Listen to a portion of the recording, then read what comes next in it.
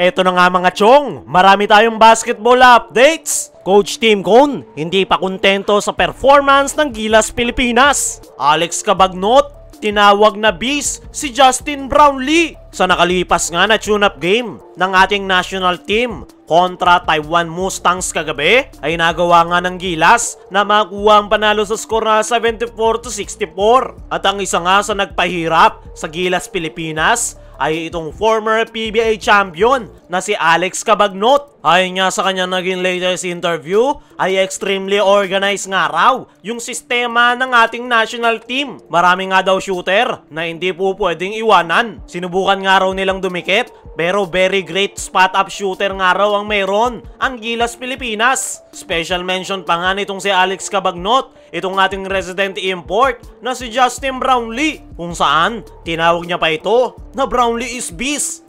You know Brownlee's a beast, man.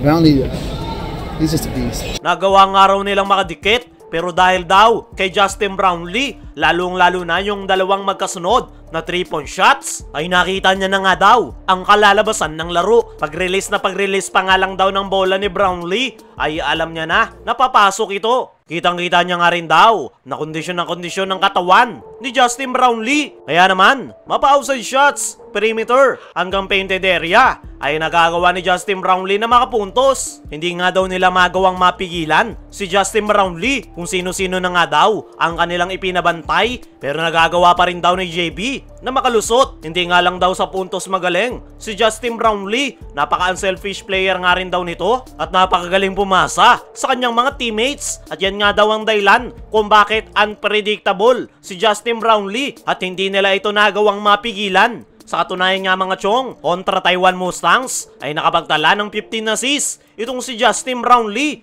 Talagang in-involve niya yung kanyang mga teammates at hindi nito sinolo ang bola. At yan nga yung kagandahan kay Justin Brownlee. Mas pinipili nga nitong i-involve yung kanyang mga teammates dahil alam niya na hindi sila mananalo kung siya lang mag-isa ang tatrabaho. Kaya ang mindset ni Justin Brownlee ay involve yung kanyang mga teammates para mas mapadali ang kanilang trabaho at mas lalaki yung kanilang chance na makuha ang panalo. Para sa akin mga chong, ay hindi na ako nagulat sa ipinakitang performance ni Justin Brownlee. Kilala nga natin ito at alam natin kung ano ang kanyang mga kakayanan at mga pupwedeng may ambag sa ating national team. Napaka-rare nga na import itong si Justin Brownlee dahil kalimitan ay matatakaw sa bola at puro opensa lang ang inaatupag. Pero iba itong si Justin Brownlee at yan nga ang dahilan kung bakit successful ang Barangay Ginebra pati ang ating national team kung saan 2 gintong medalya na ang kanyang naibibigay. Pero ayon naman sa naging latest interview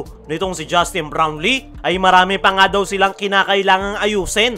Good thing nga raw ay meron pa silang panahon para gawan yan ng paraan. Marami nga daw wala sa kanilang lineup na sila AJ Edu, Jamie Malonzo at Scottie Thompson at napakalaki daw ng impact niyan sa kanilang kupunan. Pero kahit nga daw kulang ang kanilang mga players ay kumpiyansa itong si Justin Brownlee na makapagpapakita sila ng magandang performance sa paparting na Olympic qualifying tournament at malaking boost nga raw para sa kanila ang kanilang pagkakapanalo kontra Taiwan Mustangs, lalong-lalo na yung suporta ng Gilas Pilipinas fans. Patungkol naman sa kanyang naging performance ay nakukulangan pa nga raw si Justin Brownlee. Kailangan niyang pa nga raw ipagpag ang kalawang sa kanyang katawan at kumpiyansa naman daw si Justin Brownlee na mawawala yan dahil meron pa silang team practice at mga upcoming tune-up games. At isa nga lang daw ang pinapangako nitong si Justin Brownlee para sa Gilas Pilipinas fans na ibibigay nga raw nila ang kanilang best para gawing proud ang Pilipino sa mundo ng basketball. Kung si Justin Brownlee ay nakukulangan pa sa kanyang performance, ganun rin naman itong si Coach Tim Cone sa Gilas Pilipinas. Masaya nga si Coach Tim na nakuha nila ang panalo pero hindi pa nga ito satisfied kung paano nag-perform ang kanyang kupunan against Taiwan Mustang. Dahil matapos ang laro kontra Taiwan Mustangs ay natanong nga itong si Coach Tim Cone patungkol kung ano ang kanyang insights sa kanyang lang naging laro kontra Taiwan Mustangs. Ang sagot nga nito ay sa ngayon ay hindi raw maganda at kailangan pa nga rin daw nilang maging better. At yan nga raw ang dahilan kung bakit sila merong mga tune-up games. Wala pa nga daw sila sa gusto nilang mangyari sa kanilang kupunan. At yan nga raw yung kinakailangan nilang i-figure out dahil kailangan pa nilang i-improve ang kanilang laro bago magsimula ang Olympic qualifying tournament. Kilala nga natin itong si Coach Tim Cone na hindi nga ito nagkukumpiyansa at palagi nga nitong sinisiguro na handa ang kanyang kupunan. Kaya naman, nasabi niya nga na hindi pa siya satisfy sa ipinakitang performance ng Gilas Pilipinas at marami pang kinakailangang ayusin. Para sa akin mga chong, ay tama naman yung mga sinabi